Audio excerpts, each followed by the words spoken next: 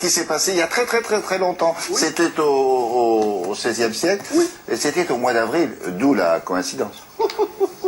Essa moça tá diferente, já não me conhece mais. Está pra lá de pra frente, está me passando pra trás. Essa moça tá decidida.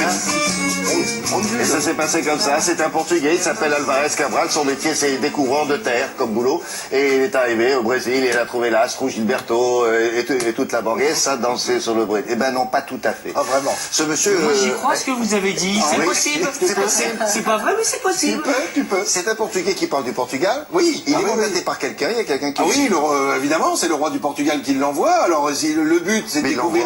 Eh ben, il l'envoie en Inde. Alors, vous allez me dire, ben oui, mais on est à une époque où encore la boussole faisait un peu défaut et on avait tendance un petit peu à perdre les pédales. Alors, grâce à Laura, si vous le voulez bien, si vous le permettez, William, on va pouvoir voir une carte et on va voir justement ce parcours. Merci Laura. On va voir peut-être ce parcours avec la petite souris. Alors, vous voyez, le parcours initial était celui-là. On partait d'Europe, donc du Portugal. Il faisait le tour de l'Afrique.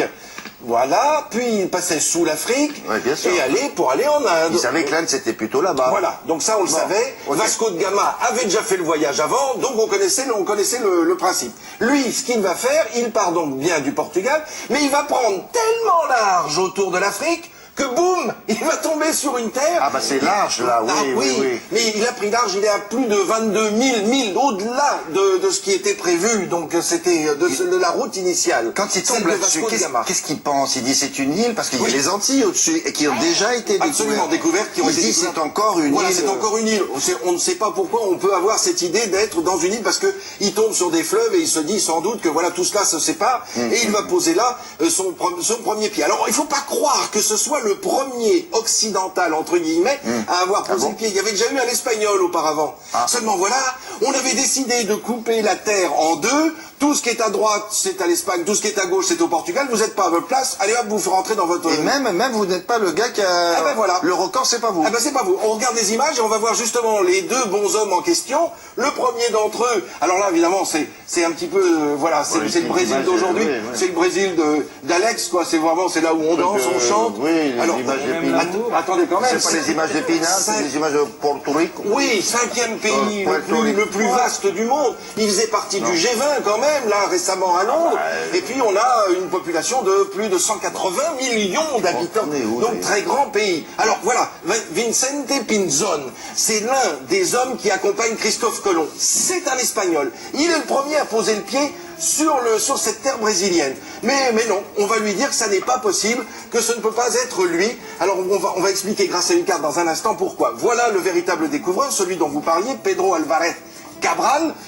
Dès qu'il arrive, il plante une croix de plus de 7 mètres de haut, et il appelle cette île, île de Veracruz, l'île de la vraie croix. Et ça va devenir, c'est pas seulement une île, ça va devenir évidemment un pays si grand. Est-ce qu'il parcourt tout le pays? Non, il n'a pas le temps, il ne s'arrête pas. Lui, ce qu'il pense, il prend possession, et il découvre un bois d'un rouge incroyable. Il va en faire renvoyer à Lisbonne, jusqu'au Portugal, et ce bois est d'un rouge tel qu'on l'appelle bois de braise, Brasil, c'est la braise, c'est la rougeur de ce bois.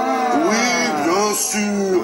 Et voilà voilà le pape, c'est un Borgia, c'est Alexandre VI, mais c'est lui, mais il a mauvaise mine, mais c'est lui qui décide que l'on sépare la terre en deux. Et vous allez voir cette ligne qui passe au-delà des Açores et qui coupe l'Atlantique en deux. Et on va tout de suite comprendre. C'est cette ligne verticale que vous avez devant votre écran. Avec les inscriptions. Voilà, celle-ci, là, qui est au centre de votre écran.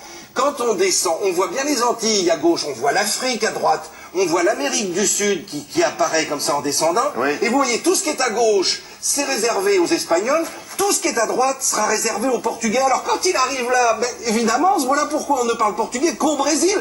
Parce que c'est sur cette boule qui apparaît au-delà, c'est-à-dire à la droite de cette ligne. Et ça n'est pas parce que c'est un Portugais qui a débarqué là. Évidemment, un peu quand même. Et surtout, il avait l'autorisation de prendre cette terre pour son roi. Alors toutes les autres terres devaient être espagnoles. Bon. Alors là, c'est un autre découvreur, parce que petit à petit, à partir de 1510, 1520, 1530, ils vont venir plusieurs fois, de nombreuses fois, et ils vont évidemment découvrir de nouvelles terres. De Salvador de Bahia va être créé. Je me demande si les images qu'on avait au début, c'était pas ça. Ah bah si, c'était ça, c'était absolument, Salvador tout à de Bahia. fait. Oui, qui était la capitale coloniale à l'époque du Il n'a pas Portugal. été jusqu'au fleuve, il n'a pas jusqu'à...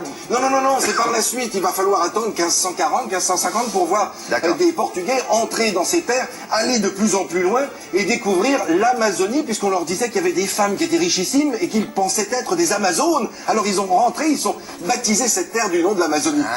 Et tous ces symboles, on les retrouve là, je l'ai là. Regardez, sur le magnifique petit drapeau du Brasil. Qu'est-ce que c'est? Alors, le vert, c'est justement toute la verdeur de l'Amazonie. Oui. Le jaune, ce sont ces richesses du sous-sol, avec l'or, avec le diamant. On retrouve le cercle qui était sur le drapeau portugais pour la recherche des nouvelles terres. Et puis on retrouve toutes ces petites étoiles qui correspondent toutes à une province différente du Brésil, mais ce ciel, elles ne sont pas placées n'importe comment, elles sont placées là parce que ça correspond au ciel qu'il y avait le 19 novembre 1889, jour de la proclamation de la République. Quand on regardait le ciel, on avait les étoiles exactement placées comme ça. C'est donc en souvenir de ce moment historique que l'on a créé ce drapeau. C'est fascinant, c'est délicieux. Merci William de m'avoir donné cette chance de pouvoir dire encore quelques mots sur le Brésil.